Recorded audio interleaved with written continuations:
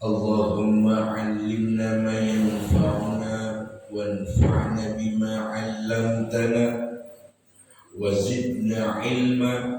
اللهم إنا نسألك الهدى والتقى والعفاف والغنى. سبحانك لا علم لنا إلا ما علمتنا إنك أنت العليم الحكيم. رب اشرح لي صدري ويسر لي أمري واحلل عقدة من لساني يفقهوا قولي. ربنا آتنا من لدنك رحمة وهيئ لنا من أمرنا رشدا. ربنا زدنا علما والحقنا بالصالحين. ربي أعوذ بك من همزات الشياطين وأعوذ بك ربي أن يحضرون. صدق الله العظيم. Ikhwatal iman, jamaah salat subuh yang dirahmati Allah Subhanahu wa taala. Marilah sama-sama kita memanjatkan rasa puja dan puji syukur kita kepada Allah. Hari ini kita masih dipercaya oleh Allah untuk bisa menjalankan kehidupan di hari ini. Dibangunkannya kita tidur oleh Allah. Kita bisa bangun di sepertiga malam menghadap kepada Allah. Kita bisa melangkahkan kaki kita dari rumah menuju masjid ini di dalam memenuhi panggilan Allah. Salat subuh berjamaah.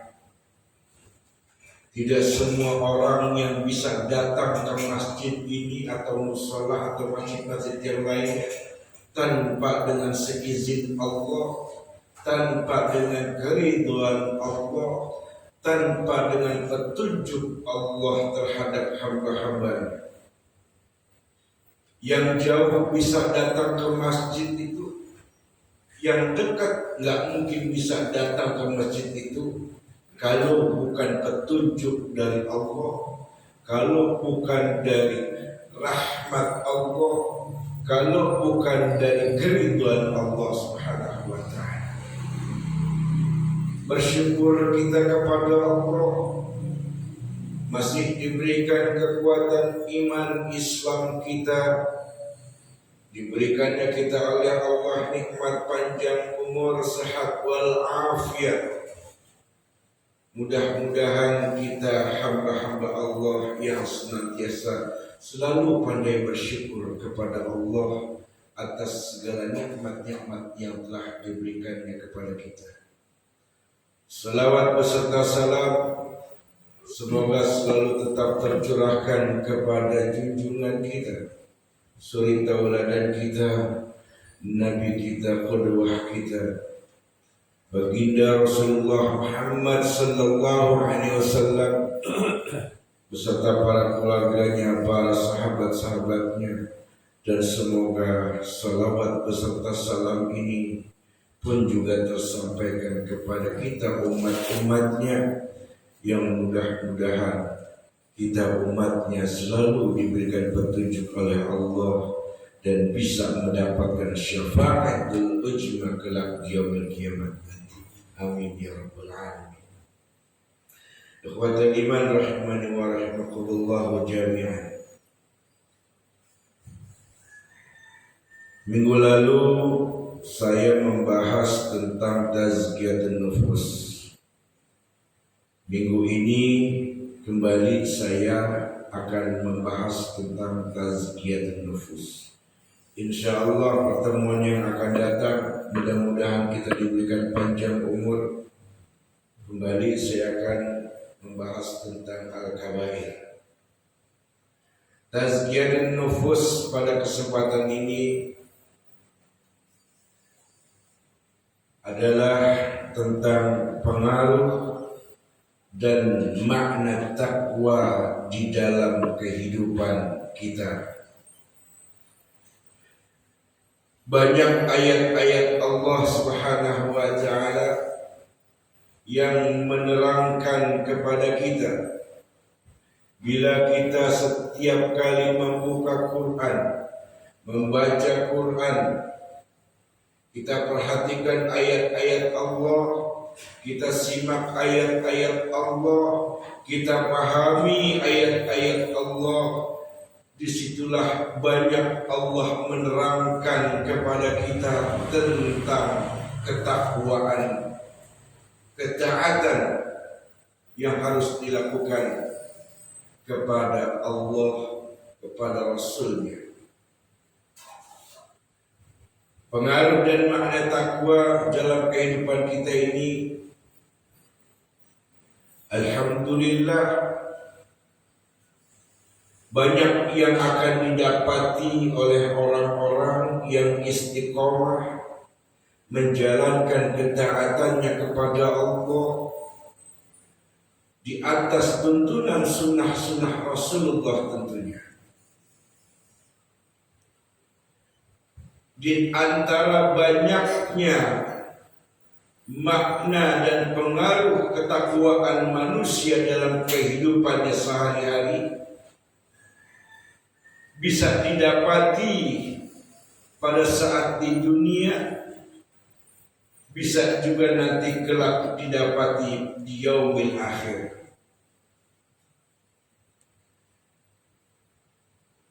Yang pertama, pengaruh dan makna takwa dalam kehidupan manusia di saat masih di dunia ataupun kelak sudah sampai di akhirat, yaitu ma'iyatullah. Yang pertama, ma'iyatullah artinya kebersamaan Allah terhadap orang tersebut. Allah akan selalu bersama kepada orang yang senantiasa menjalankan ketaatannya. Ketika di dunia, Allah terus bersama diri kita. Meskipun tidak kelihatan, meskipun kita juga seakan-akan tidak merasakan kalau Allah sedang berada bersama kita, tapi dampak adanya Allah bersama orang-orang yang takwa itu akan bisa dirasakan oleh dirinya sendiri. Kalau Allah sudah bersama kepada hamba-hambanya yang bertakwa, maka sudah dipastikan semua malaikat-malaikatnya pun juga akan turut bersama Allah menyertai hamba Allah yang bertakwa itu. Semua malaikat. Dan tidak menutup kemungkinan kalau Allah dan para malaikatnya sudah bersama kepada orang-orang yang bertakwa dalam setiap harinya, tidak menutup kemungkinan orang-orang di sekitarnya pun akan merasa nyaman terhadap dia. Orang-orang di sekitarnya pun akan mencintai dia. Ini dampak yang pertama. Dengan ma'iyatullah, adanya Allah bersama dia, adanya malaikat bersama dia, selalu kemana saja dia melangkah, selalu Allah dan para malaikat mengikuti. Kecuali ke dalam WC, Allah dan malaikatnya tidak mengikuti. Bila Allah Subhanahu wa ta'ala dan para malaikat sudah selalu bersama dengan orang-orang yang bertakwa tersebut, maka hakul yakin, semua orang di sekitarnya akan akrab dengan dia, akan cinta dengan dia, muncul rasa percaya dan merasa nyaman kalau bersama dia. Setiap ada curhatan-curhatan datang ke dia, lalu dia pandai untuk memberikan solusi kepada orang yang meminta curhat tanpa ada unsur kebohongan, kedustaan. Nyaman orang sama dia.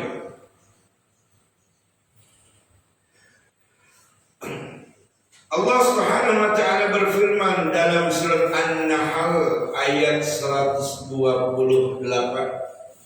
A'udzu billahi minasyaitonir rajim. Innallaha ma'al ladzina taqaw wal ladzina hum muhsinun. Sesungguhnya Allah bersama orang-orang yang bertakwa. Ayat ini kita perhatikan ada kalimat ma'iyah, ma'al ladzina taqaw. Adanya kebersamaan Allah bersama alladzina taqaw, itulah orang-orang yang selalu bertakwa. Kebersamaan Allah kepada orang-orang yang bertakwa. Orang-orang yang bertakwa itu orang-orang yang hanya takutnya kepada Allah, bersandarkan dirinya hanya kepada Allah, bertawakal hidup dan dirinya kepada Allah. Dia sujud dan sujudnya hanya kepada Allah. Dia jadikan Allah sebagai satu-satunya Tuhan yang telah menciptakan dia. Dan dia yakin Allah yang akan memberikan kehidupan, dan Allah yang akan memberikan karunia, rezeki, nikmat, sehat, panjang umur. Dia yakin dalam keimanannya. Semua itu tergantung kepada Allah Subhanahu wa ta'ala.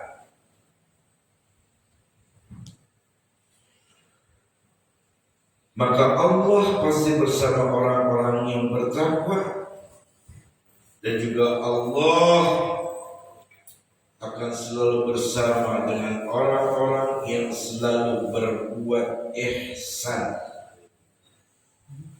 Walladzina hum muhsinun.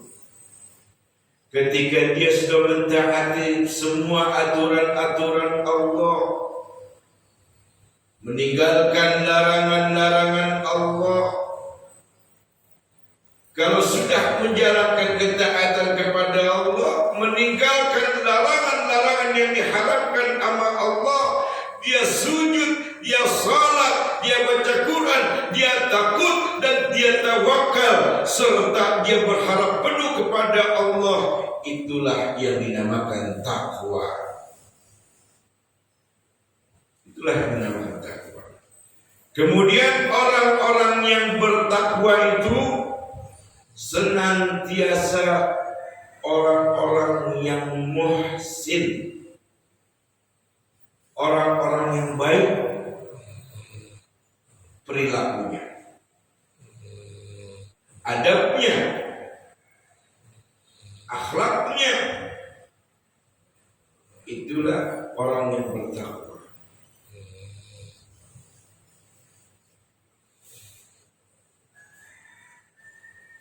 Karena orang yang bertakwa sudah pasti dia muhsin. Orang yang bertakwa itu sudah pasti dia muhsin, baik orangnya. Lalu orang yang sholat, orang yang ngaji, orang yang baca Quran, tapi akhlaknya belum kelihatan baik, mulutnya masih suka ngomong yang kotor, jiwanya masih berjiwa pelit. Kalau apa orang ngelihat orang punya kelebihan, punya rasa iri dan dengki, dia sholat, dia ngaji, dia baca Quran. Kalau dia masih memiliki rasa iri dan dengki kepada kelebihan orang lain, belum bisa disebut takwa. Kalau dia masih berjiwa pelit, belum bisa dia dibilang takwa. Kalau dia sholat, dia baca Quran, tapi mulutnya masih suka keluar kalimat-kalimat yang kotor, kebun binatang keluar dari mulutnya, bahkan lebih dari itu, bahasa-bahasa yang lebih kotor dari menyebut nama-nama binatang. Dia sholat, dia baca Quran. Bukan kita nggak boleh marah karena Allah itu yang lebih baik, tapi berusaha untuk menjaga lisan kita ini agar jangan sampai keluar kalimat-kalimat yang mengundang murka Allah Subhanahu wa ta'ala. Habis pulang sholat, dapat laporan dari bini dia. Pak, anak tuh Pak. Dua anak tadi saya dapat laporan ngambil uang tetangga. Bapaknya baru pulang sholat. Anak setan, bener lu ngambil duit orang. Anaknya dibilang anak setan. Kalau anaknya setan, bapaknya apa? Hah? Gondorwo. Anak sendiri bilang setan. Astaga. Kadang-kadang ada juga orang tua, bapaknya kayak emaknya, melihat anaknya bandel. Lu anak bandel banget sih lu, mau mampus lu. Ada orang yang begitu sama anak. Bandel banget tuh, pada bilang mampus lu. Itu ucapan-ucapan yang gak bagus. Padahal sholat dia. Rata-rata yang begitu, maaf, bukan saya menjelekkan satu suku. Rata-rata yang suka ngomong begitu banyak orang Betawi. Orang aja mau mampus lu, gitu. Bukan menjelekkan satu suku, bukan. Banyak kan identik. Saya juga orang Betawi. Saya sering dengar dari emak-emak orang Betawi begitu. Nah, kurang ajar mau mampus lu, gitu kan. Orang Betawi. Gitu. Ya. Jadi kalau orang-orang itu, orang seperti itu, walaupun dia sholat, walaupun dia baca Quran, tapi kalau mulutnya masih keluar kata-kata itu, belum bisa dikatakan orang yang bertakwa. Belum. Orang yang bertakwa itu identik dengan perilaku yang muhsin, yang baik, perilakunya baik, nggak pelit, ya, nggak pelit. Kalau ada kotak jalan diisi, nggak pelit, itu takwa namanya. Ini kotak di jalan belum kotak nih, panitia. Kalau ada kotak jalan diisi. Kalau mau dibilang bertakwa sama Allah, diisi, jangan dilewatin doang. Iya. Pura-pura tidur dah, kotak lewat. Masya Allah. Pengen dibilang bertakwa, itu kan. Tapi pelit, kotak jalan dia pura-pura tidur. Masya Allah. Pengen dibilang bertakwa. Orang bertakwa itu udah pasti muhsin, orang yang baik. Iya. Ihsan dalam tutur katanya, itulah takwa. Islam dalam sikap dan perilakunya, itulah juga takwa. Ihsan dalam muamalahnya, ihsan dalam akhlaknya dan perbuatan perbuatannya, itulah dia takwa. Ihsan dalam ibadahnya, itulah bagian dari takwa kepada Allah Subhanahu wa ta'ala. Jadi dampak pengaruh dari ketakwaan itu yang pertama adalah Allah selalu bersama dia, menyertai dia, mengikuti dia kemanapun dia melangkah. Bahkan bukan hanya Allah, malaikat-malaikat semua ngikutin dia. Kalau Allah sudah berada pada diri dia, maka orang ini orang yang aman. Aman. Allah udah sama dia. Setan gak berani godain yang macam-macam karena udah ada Allah bersama dia. Setan tahu, wah ini orang lagi dekat nama Allah. Setan itu takut sama Allah, paling takut sama Allah. Jangankan sama Allah, sama Umar bin Khattab aja, rajanya iblis takut. Iblis takut sama Umar bin Khattab, apalagi sama Allah. Ikhwatal iman rahimani wa rahimakumullah jami'an. Itu yang pertama, ma'iyatullah. Yang kedua, islahul amal. Yang kedua, perbaikan amal.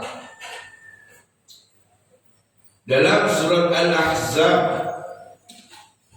ayat yang ke-70 di mana Allah menyatakan tentang dampak dan manfaat yang dirasakan bagi orang yang bertakwa. Allah Subhanahu wa taala berfirman, A'udzu billahi minasyaitonir rajim. Ya ayyuhalladzina amanu taqullaha wa qulu qawlan sadida.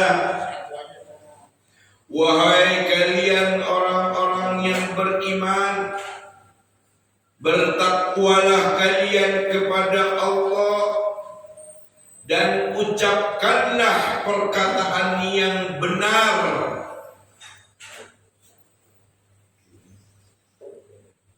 Melalui ayat ini, sahabat Abdullah ibnu Mas'ud radhiyallahu anhu ta'ala, semoga Allah ta'ala meridainya, mengatakan, Abdullah ibnu Mas'ud mengatakan, jika kalian wahai hamba-hamba Allah mendengar Allah berseru,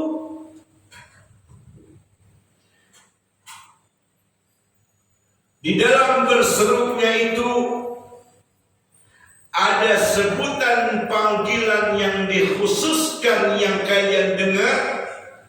Bila Allah memanggil kalian wahai hamba-hamba Allah dengan panggilan yang khusus, kata Abdullah ibnu Mas'ud, maka pasang telinga kalian, perhatikan dan dengarkan dengan baik-baik apa tujuan Allah memanggil dengan panggilan khusus itu. Ya ayyuhalladzina amanu, dipanggil kalian semua orang-orang yang beriman, kata Abdullah bin Mas'ud. Dengarkan, kalau Allah sudah mengatakan demikian, berarti ada sesuatu yang akan Allah sampaikan. Dikata Abdullah bin Mas'ud, pasang kuping kalian, dengarkan dengan baik-baik apa yang akan Allah sampaikan. Yang pertama Allah ingin sampaikan, ittaqillah, bertakwalah kalian kepadaku. Wa qulu qawlan sadida, setelah kalian bertakwa, taat kepada perintahku, kalian kuperintahkan salat, kalian kuperintahkan berbuat baik, maka qawlan wa qulu qawlan sadida, berkatalah dengan perkataan yang benar. Ketika Allah sedang mewasiatkan, bertakwalah kalian kepadaku, lalu berkatalah dengan perkataan yang benar. Manusia yang apabila dirinya sudah menjalankan ketaatannya kepada Allah secara istiqamah, dengan secara benar menjalankan ketaatannya kepada Allah, kemudian diperintahkan oleh Allah untuk bertutur kata yang baik, perkataan-perkataan yang baik, bukan harus dengan adanya kedustaan di antara. Jangan ada dusta di antara kita.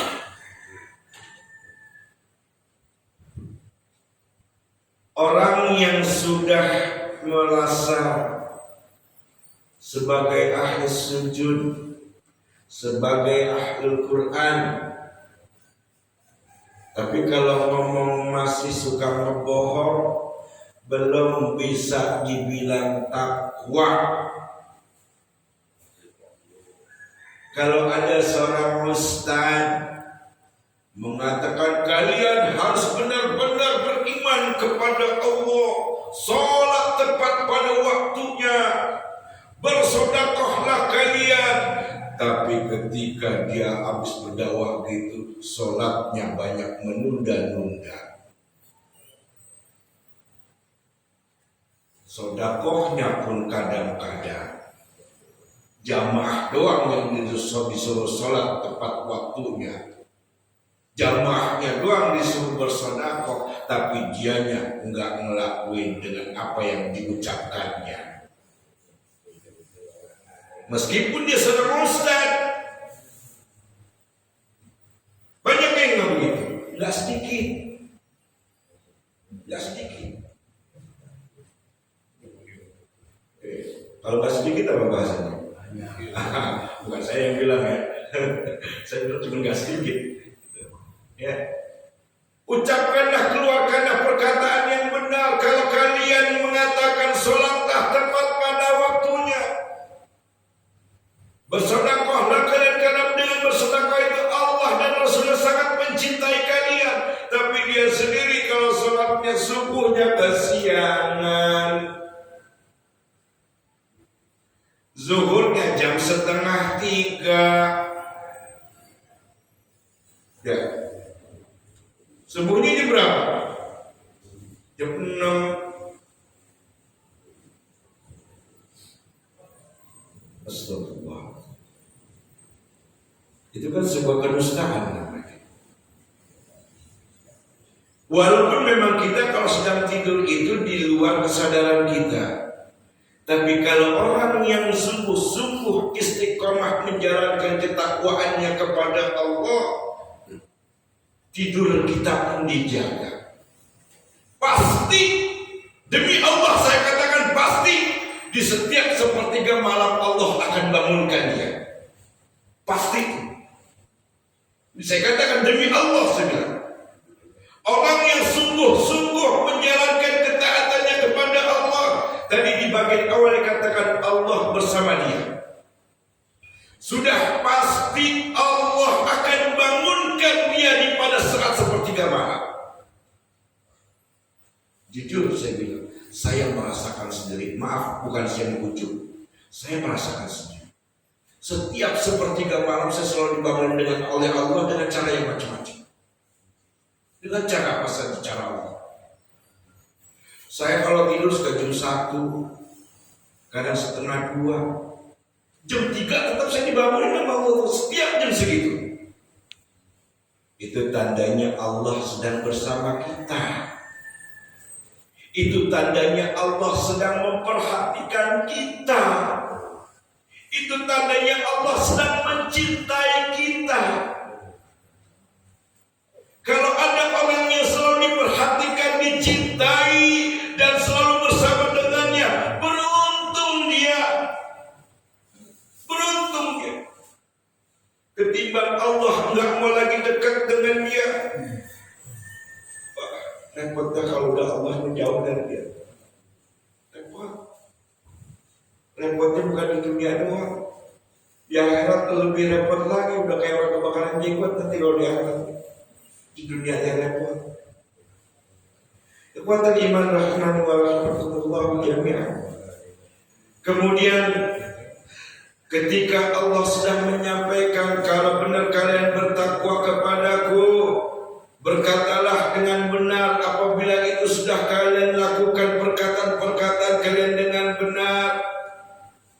Kemudian ada pesan dari Allah yang berikutnya, yuslih lakum a'malakum. Pasti kalau kalian sudah menjalankan perintah-perintahku, menjauhi larangan-laranganku, yuslih lakum a'malakum, pasti Allah akan memperbaiki amal-amal kalian. Allah akan memperbaiki setiap amal-amal kita. Ini janji Allah. Dikatakan pasti atau niscaya. Kalau udah pasti atau niscaya, ini sebuah janji dari Allah. Apa di antara Allah akan memperbaiki setiap amalan-amalan hambanya? Yaitu Allah akan memberikan pahala dengan menganugerahkan padanya rasa nikmat beribadah kepada Allah, menganugerahkan pahala dengan memberikan taufik kepada setiap manusia-manusia yang senantiasa mentaati aturan Allah. Sekali lagi saya bilang taufik itu rasa nikmat beribadah kepada Allah, itu taufik namanya. Dia akan dianugerahi oleh Allah rasa nikmat mengerjakan ibadah kepada Allah dari setiap perbuatan amal-amal solehnya, seperti sholat yang dia lakukan. Dia sholat begitu nikmat banget sholat, seakan-akan dia nggak mau buru-buru mengakhiri sholatnya, karena dia tahu di hadapan dia sedang ada Allah yang sedang lagi diajak bicara. Allah pun juga lagi berbicara padanya, sedang memperhatikan dia. Orang yang nikmat dalam sholatnya, dia nggak mau buru-buru mengakhiri sholatnya, nggak mau buru-buru.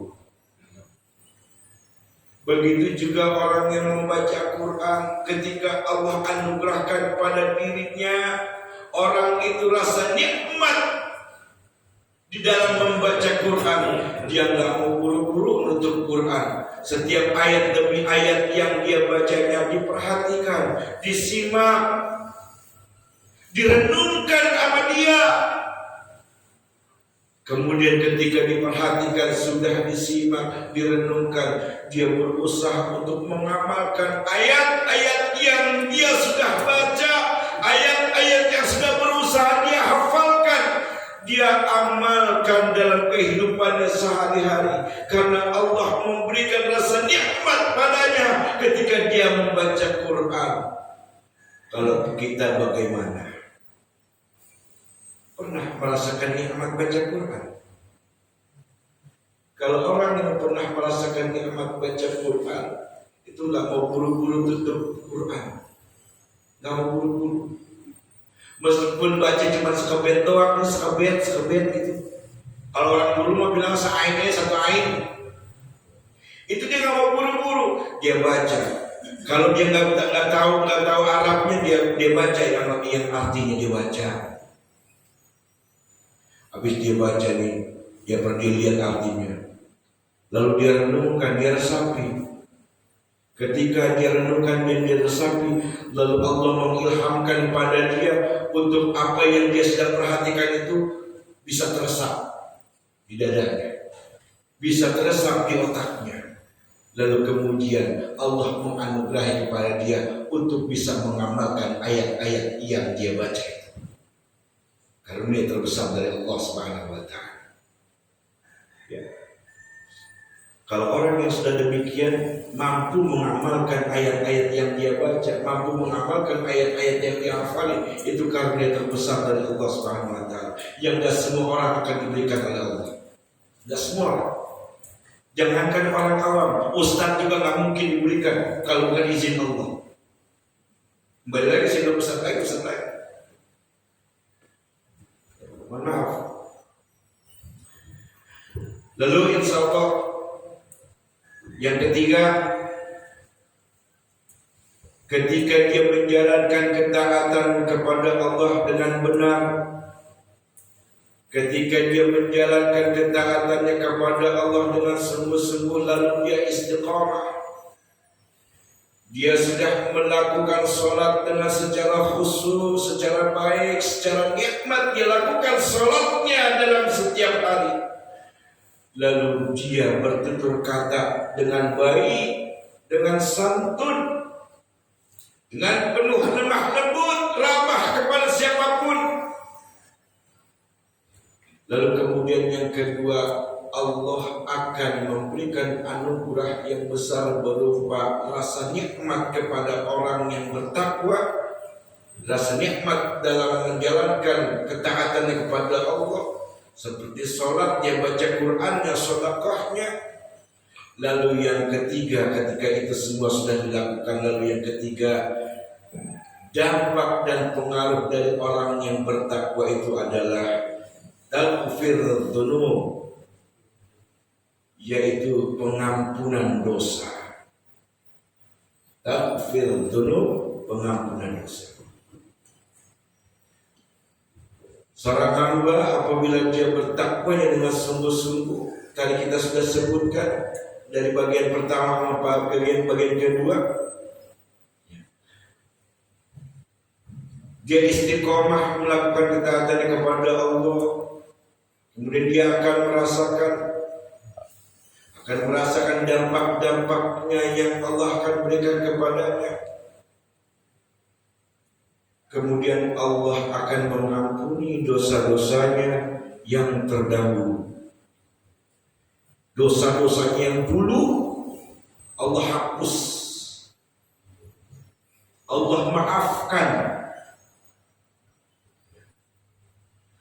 Sedangkan dosa yang akan dilakukan olehnya di masa mendatang, Allah Subhanahu wa taala akan memberinya ilham,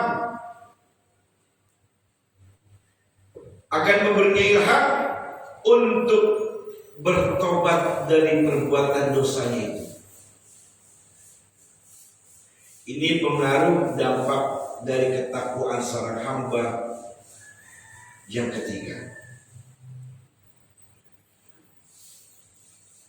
Dia akan diberikan ampunan oleh Allah dosa-dosanya yang lalu di masa jahiliyahnya yang dulu, dimaafkan oleh Allah. Kemudian Allah buka lembaran baru, dibukanya lembaran baru oleh Allah, berarti orang ini dalam keadaan bersih kembali. Lalu Allah katakan dalam ayat Al-Quran, Allah katakan ketika nanti dia akan melakukan dosa di masa yang akan datang, Allah anugerahkan ilham. Allah akan anugerahkan dia ilham untuk bertobat. Artinya ketika dia melakukan kesalahan, segera imannya mengajak untuk beristighfar. Ketika dia melakukan kesalahan kekhilafan, yang disengaja maupun yang tidak disengaja, imannya langsung Allah sentuh untuk dirinya, mengajak kepada bertobat kepada Allah, beristighfar.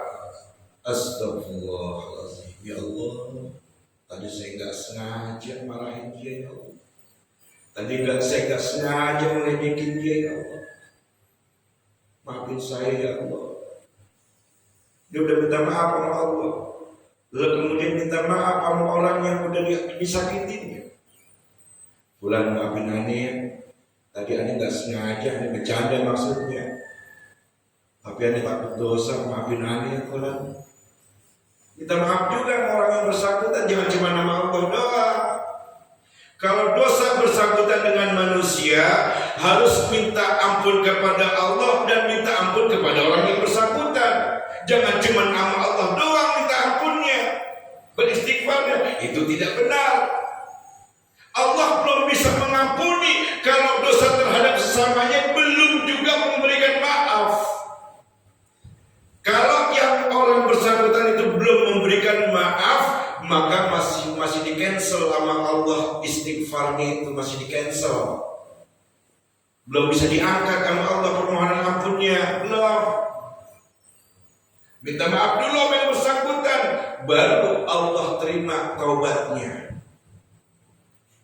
Ini maka enggak so tahu banget. Allah Maha Pengampun. Biarin aja gue punya dosa sama dia, terus juga Allah ampunin gue. Yakin banget, yakin banget. Ya nggak begitu juga. Ikhwatal iman, rahimani wa rahmatullah jami'an. Jadi ketika dia melakukan dosa di masa yang akan datangnya, segera Allah mengilhamkan pada imannya untuk mengajak kepada pertaubatan kepada Allah. Langsung disentuh. Itu pasti kita rasakan itu. Pasti kita rasakan. Saya yakin orang-orang yang di sini orang bertakwa semua pasti merasakan itu. Kalau ada yang punya rasa khilaf yang gak disengaja, pasti ya Allah dalam batinnya, maafin saya Allah. Kemudian yang berikutnya, dampak dari ketakwaan yang dilakukan seseorang di dalam kehidupannya. Allah Subhanahu wa taala berfirman di dalam surat At-Taghabun ayat yang ke-16. A'udzu billahi minasyaitonir rajim. Fattaqullaha mastata'tum wasma'u wa athi'u wa anfiqu khairan li anfusikum. Wa man yuqa shuhha nafsihi fa ulaika humul muflihun. Bertakwalah kalian kepada Allah dengan semampu diri kalian. Ini bagian dari rahmat Allah tentu. Ketika Allah bilang bertakwalah kalian kepadaku dengan semampumu,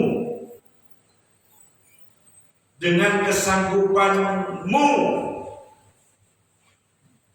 Gak bisa sholat dengan berdiri, boleh dengan cara duduk. Ini satu rahmat dari Allah. Makanya disebut di sini mastata'tum. Mastata'tum adalah artinya semampu kita. Beribadah yang diberikan oleh Allah dengan semampu kita. Nggak bisa berdiri, boleh sambil duduk. Nggak bisa duduk, nggak bisa berdiri, nggak bisa duduk, boleh sambil berbaring. Ini bagian dari rahmat Allah, kasih sayang Allah kepada umat Nabi Muhammad sallallahu alaihi wasallam yang diberikan spesial oleh Allah.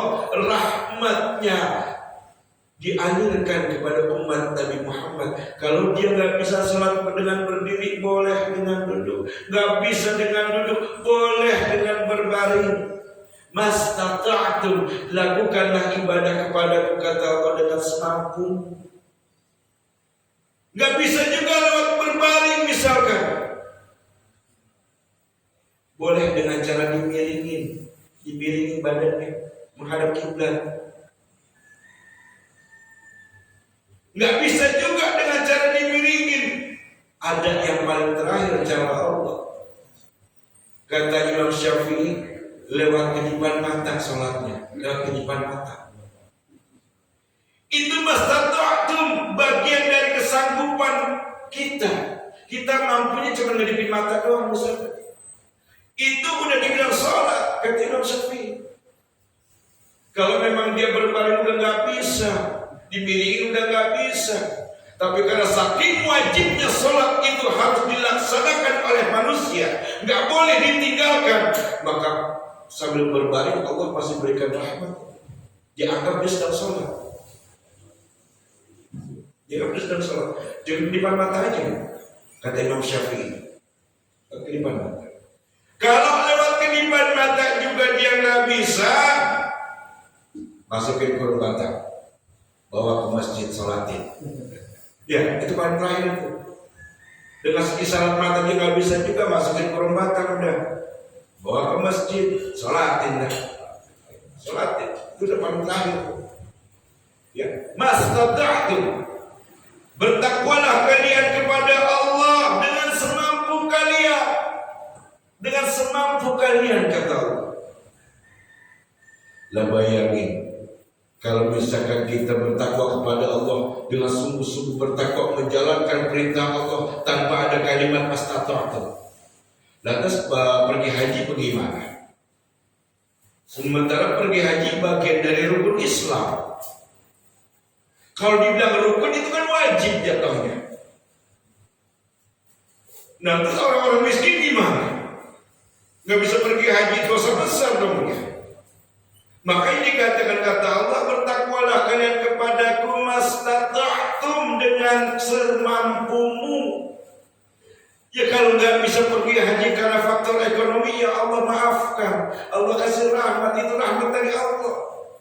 Tapi ada yang bisa mendapatkan pahala haji dengan dia tidak berangkat ke sana, ke Mekah. Ada, Allah kasih. Allah wahyukan kepada Nabi kita Muhammad SAW untuk disampaikan kepada umatnya. Muhammad, kalau di antara umat itu ada yang tidak bisa berangkat haji ke tanah suci Mekah Al-Mukarramah, kata Allah, dia tetap bisa mendapatkan pahala haji apabila dia mau mengikuti caranya, aturannya. Nabi mengatakan, apa ya Allah aturan dan caranya? Salat subuh 40 hari tanpa putus-putus. Allah salatin begitu deh. Dijelaskan oleh ulama. Salat subuh 40 hari jangan putus-putus. Dia akan mendapatkan pahala haji. Akan mendapatkan pahala haji itu. Cuman bisa nggak kita salat subuh 40 hari tanpa putus? Kalau misalkan udah 39 hari, besok udah mau 40, kesiangan kita, batal. Jadi 40 hari itu tanpa putus, dapat pahala haji. Ketimbang orang yang udah berangkat ke Mekah, gak taunya pahala hajinya gak dikasih sama Allah, cuma dapat capek doang, keluar duit banyak. Iya. Yang penting gue bisa beli korma di sono, yang penting gue bisa beli jam-jam di sono. Tanah Abang juga banyak, no korma sama jam-jam banyak, Tanah Abang banyak juga. Nah, pahala haji itu kan gak kelihatan. Yang kelihatan sama mata kita itu ketika dia berangkat, itu kelihatan bahwa dia berangkat haji. Tapi mengenai pahala itu kan rahasia Allah, diberikan apa enggak? Karena kan yang tahu hati manusia cuma Allah. Dia tujuannya berangkat ke Mekah untuk apa nih? Untuk pamer doa? Apa mau jalan-jalan? Apa sungguh-sungguh mau beribadah? Tapi ada orang yang miskin, orang yang fakir, dia nggak bisa berangkat haji ke Mekah Al-Mukarramah, tapi dia mendapatkan pahala haji. Haji yang mabrur lagi, dikasihnya sama Allah, tanpa harus berangkat ke sana. Itulah bagian dari rahmat Allah terhadap umat-umat Nabi Muhammad SAW, beribadah dengan semampunya, Wasma'u wa athi'u, dengarkan dan taati perintah Allah.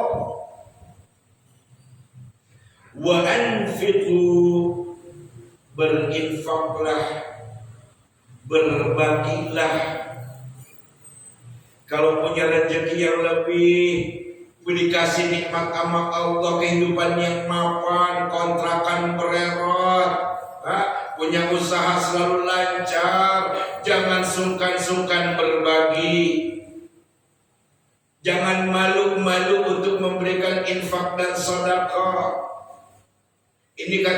wangi.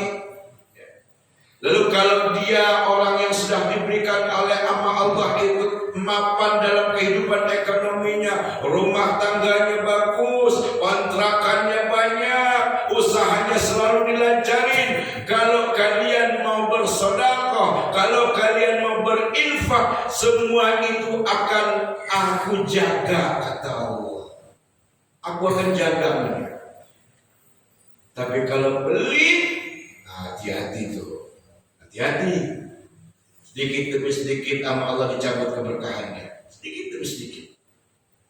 Karena orang yang pelit itu kan kata Allah, dialah sesungguhnya orang yang mendustakan agama Allah. Orang yang mendustakan agama Allah itu orang yang pelit. Kalau dia begitu melakukan begitu, sedikit demi sedikit keberkahan dicabut sama Allah. Hati-hati makanya. Jangan malu-malu untuk bersedekah, jangan sungkan-sungkan untuk berinfak. Lalu ketika sudah dilakukan itu, Allah katakan khairan li anfusikum, dia mendapatkan kebaikan pribadi, mendapatkan kebaikan secara pribadi oleh Allah.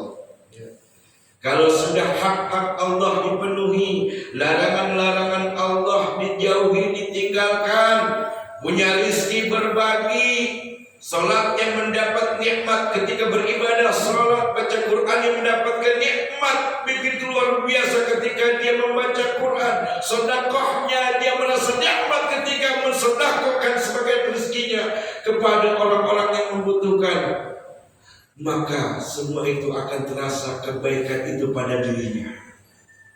Keberkahan demi keberkahan Allah berikan padanya. Keberkahan Allah bisa lewat mana saja. Rumah tangganya dibikin adem, dirinya dijauhi dari penyakit-penyakit yang berbahaya. Anak-anaknya bisa menjadi anak yang soleh dan soleha.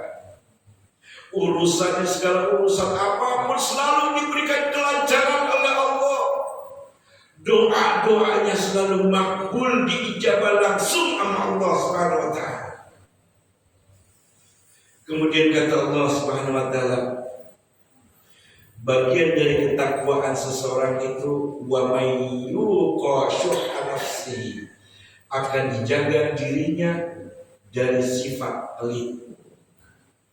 Kalau orang yang sudah sungguh-sungguh menjalankan ketaatan kepada Allah, meninggalkan semua larangan-larangan yang dilarang oleh Allah, maka Allah akan menjaga hambanya itu. Tadi awalnya kita bilang Allah bersama orang yang bertakwa. Karena dia sudah dianggap oleh Allah bertakwa, wa may yuqa syuhha nafsihi, maka dia akan dijaga oleh Allah dari yang namanya sifat pelit.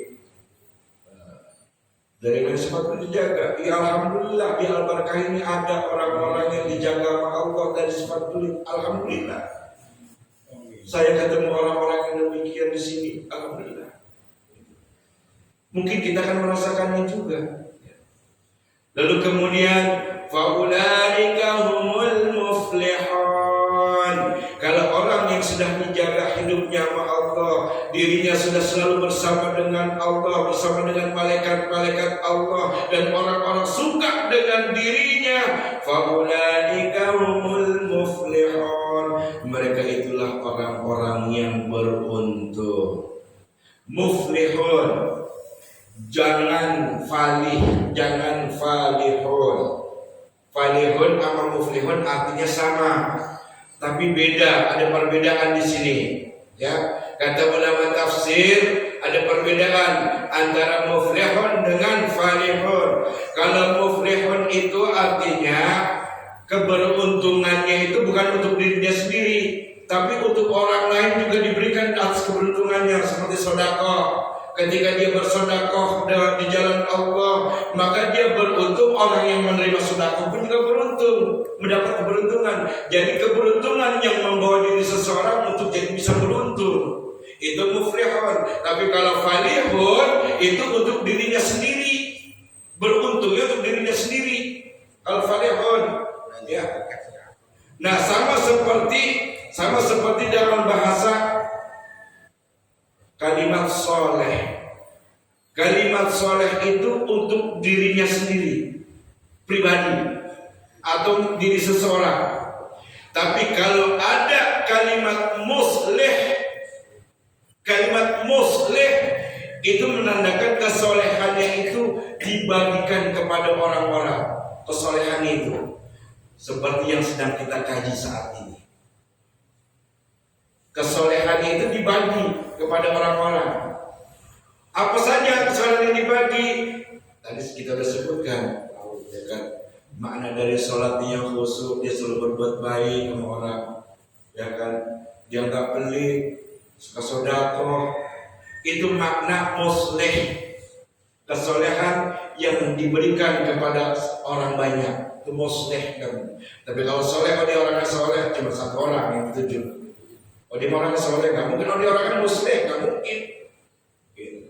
Ya, ikhwatul iman rahimani wa rahimakumullah jami'an. Allahumma a'lam bis-shawab. Mudah-mudahan ini bermanfaat bagi kita semua, wabil khusus untuk Al-Faqih yang menyampaikan. Mudah-mudahan kita senantiasa selalu disertai oleh Allah Subhanahu wa taala, disertai oleh para malaikat-malaikat Allah, disukai oleh orang-orang karena kita merasa diri kita ini bukan apa-apa, maka kita senantiasa selalu bertawadhu kepada setiap apa yang kita jalani, dan kita merendah diri terhadap ilmu. Walaupun ilmu kita ilmu sudah setinggi langit, tapi kalau dia menyombongkan diri itu tidak baik, maka lebih baik kita bertawadhu saja. Kita bertawadhu, jangan tinggi hati, jangan pula terlalu rendah hati. Ketinggian kagak boleh, kerendahan kagak boleh, pas-pas aja. Ya, di tengah-tengah aja, tinggi jangan, rendah jangan. Kalau kita terlalu rendah diinjak-injak orang. Ketinggian kalau jatuh sakit. Mendingan yang sedang-sedang saja. Begitu. Kalau kata lagu kan begitu. Yang sedang-sedang saja. Mudah-mudahan kita istiqomah di dalam ketaatan kita kepada Allah Subhanahu wa taala. Mudah-mudahan kita menjadi hamba yang diberikan keberuntungan oleh Allah dan membawa keberuntungan untuk hamba-hamba Allah yang lainnya, atas rezeki kita, atas ilmu kita, atas segala macam yang ada pada diri kita, bisa membawa kemaslahatan kepada orang-orang di sekitar kita.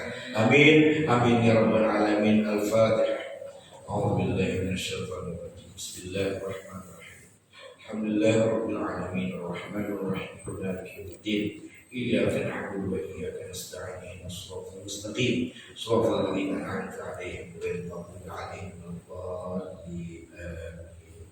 Alhamdulillahil ghafuri lil 'abdil ghururi wal fadhil umuri wa hamaqatil hururi wassalatullah dawama wassalamu tamama ala man yaji imama wali anbiya khitama wa alal alil kirami wassahbi kan nujumi fi qadwatil marami lil arabi wal a'jami ya rabbana i'tarafna bi annana matarafna wa annana asrafna ala laqha ashrafna fatub alaina tawbah تغسل كل حوبة واستر لنا العورات وآمن الروعات واغفر لوالدينا ربي ومولودينا والأهل والإخوان وسائر الخلان وكل ذي محبة أو جيرة أو صحبة والمسلمين أجمع آمين ربي يسمع فضلا وجودا منا لا باكتساب منا بالمصطفى الرسول نعطى بكل سهل صلى وسلم ربي عليه عد الحب وآله وصحبه عداد الصحب والحمد لله في البر والتكاهي سبحانك اللهم وبحمدك أشهد أن لا إله إلا أنت أستغفرك وأتوب إليك ثم السلام عليكم ورحمة الله وبركاته. Waalaikumsalam warahmatullahi wabarakatuh.